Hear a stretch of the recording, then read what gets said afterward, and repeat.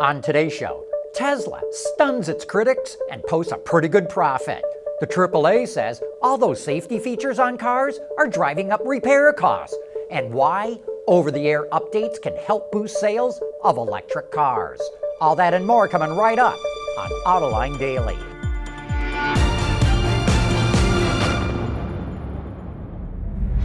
This is Autoline Daily, the voice of the automotive industry.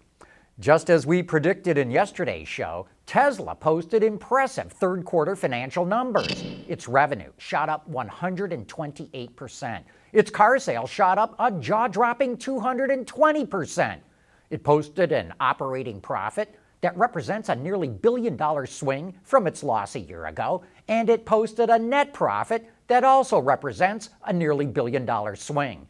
This is an important milestone for the company if this is a sustainable performance that continues for many quarters to come. If it's just a flash in the pan, the critics and the shorts will have a field day. Meanwhile, the Ford Motor Company also reported its third quarter earnings yesterday, and it's lucky that the media's attention was firmly focused on Tesla. Revenue rose a bit to just over $37 billion, and yet the company sold 10% fewer vehicles. That shows the kind of pricing power that Ford is getting with its trucks and SUVs. But the company's operating profit dropped 38% and its net profits plummeted 58%. Clearly, the stock market is not impressed with Ford's numbers. The stock closed at $8.18 yesterday, and it looks like it could drop down into the $7 range. In fact, it's now been dropping for 4 straight years. Conversely, the market was clearly impressed with Tesla's numbers. The stock closed up nearly 10% on the news, and at one point, it was flirting with the $300 per share number again. But coming up next, we're going to tell you why Consumer Reports just crucified Tesla. Autoline Daily is brought to you by Bridgestone Tires, your journey, our passion. Dow Automotive Systems, advanced materials that deliver better results. Lear, a global leader in automotive seating and electrical systems, and by ExxonMobil.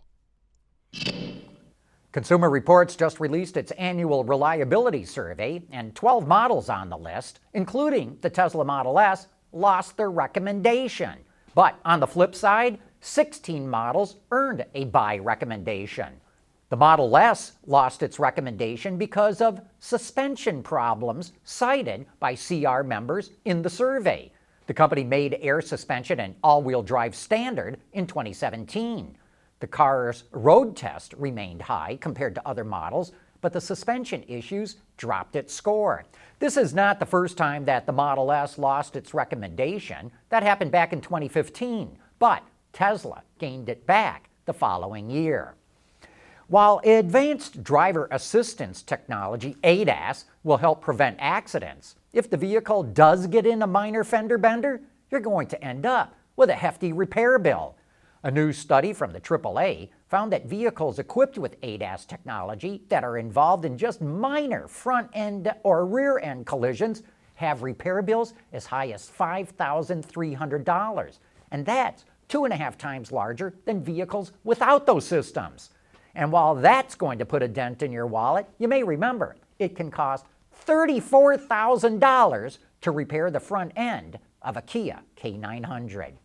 Hey, programming note here, there will not be an Autoline After Hours later today, but join us next week when we'll have the all-new Chevrolet Silverado in the studio, along with Tim Herrick, the chief engineer, who's going to take us through how they developed that truck.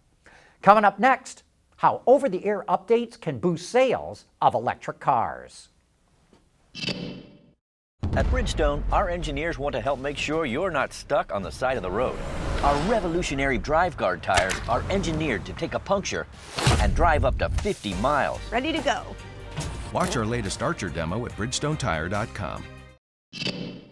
Electricity is a lot cheaper than gasoline, so electric cars are cheaper to operate.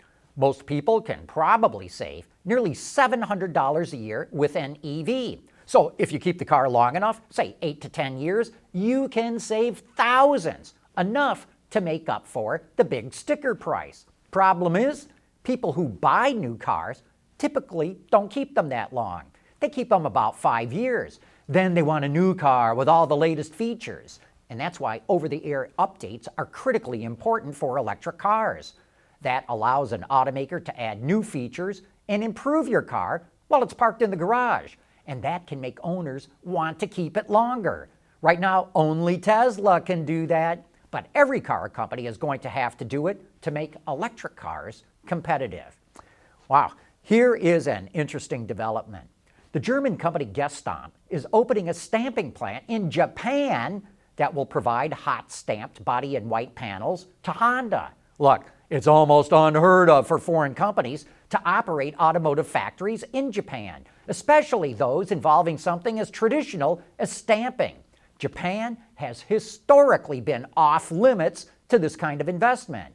And this is a sign of how fast things are changing in the world, especially in the automotive world. And it is a very welcome development.